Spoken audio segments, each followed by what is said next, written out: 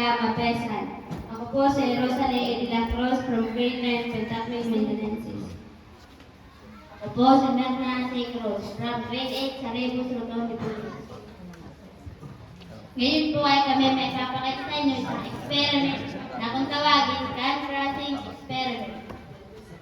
At meron din po kami dito mga materials tulad po ito, aluminum can, iron stand, alcohol lamp, beaker with 20 ml of water. At saka meron pong thermometer. Lighted, cold water, wild gas,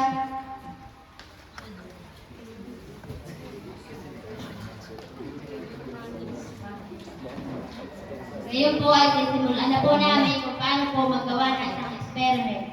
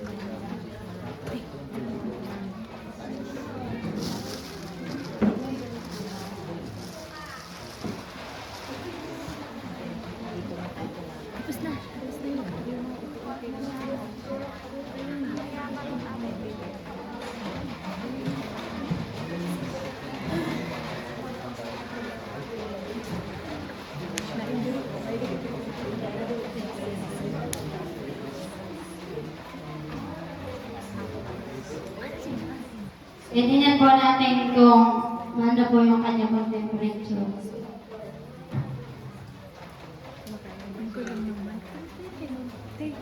Okay sa'yo? Oh, galing! Ha?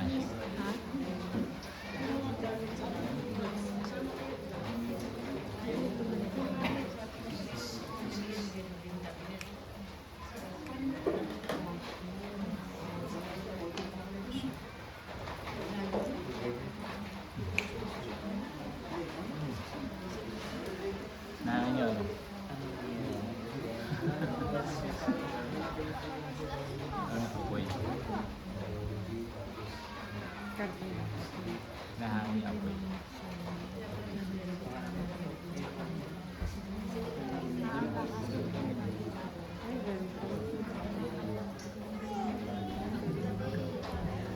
Marunong ako mag-iyak ako mag-picture eh. Meron na. Tago. Malabo. Kailangan yun.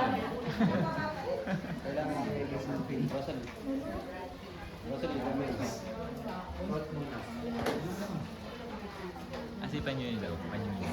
Panyo. Pwede mo, sige. Suot natin. Pwede.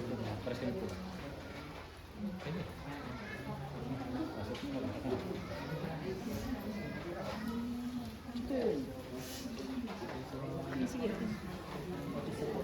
Sure.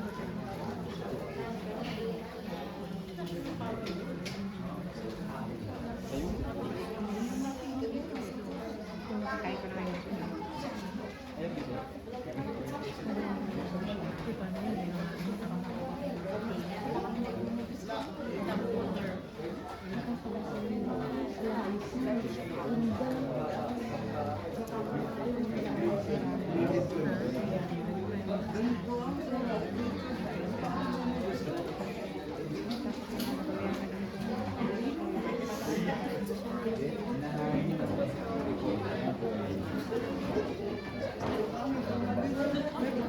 Hindi. Hindi naman tinigyan ka doon. Kasi ano, bata na rin.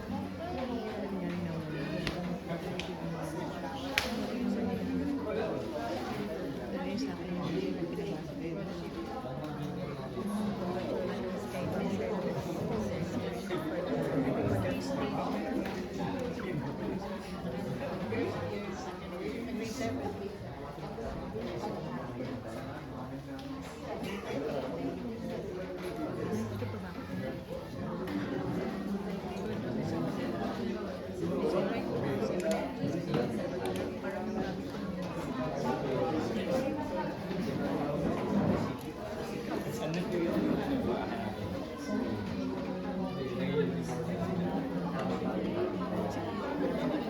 Good ka na.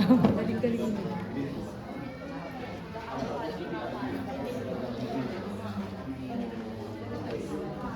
May congratulations.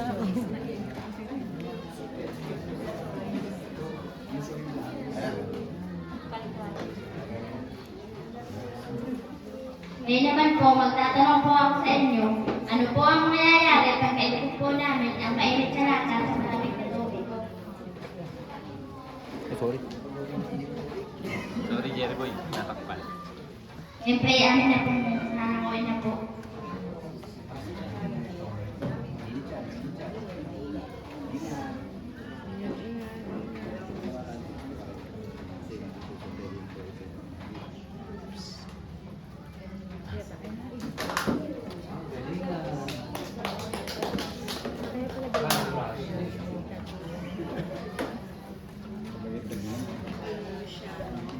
Ngayon naman po, ipapaliwanag po namin sa inyo kung ano po ang kahulugan na amin po ginawang experiment. Apat na. Ang contrasting experiment ay nagpapakita ng Gay-Lussac's law na nagsasabi kapag tumaas ang temperature, kapag bumaba ang temperature ng gas, bababa rin ang pressure nito kung constant ang volume. Noong pinainit ang lata, ang tubig ay naging water vapor at tumaas ang temperature at pressure sa loob ng can. Kaya na ito lang palabas ang hangin. Nang biglang ilubog ang mainit na lata sa malamig na tubig, mabilis na bumaba ang temperature.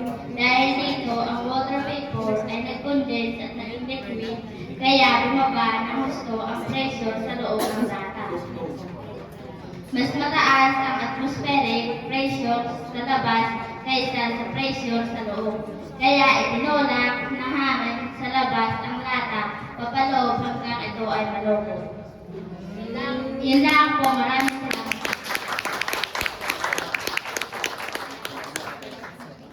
Okay, thank you so much. So, yun na po, maraming salamat po sa presentasyon ng kindergarten mula kindergarten hanggang junior high school. So, syempre, magpapauli po ba ang mga teachers?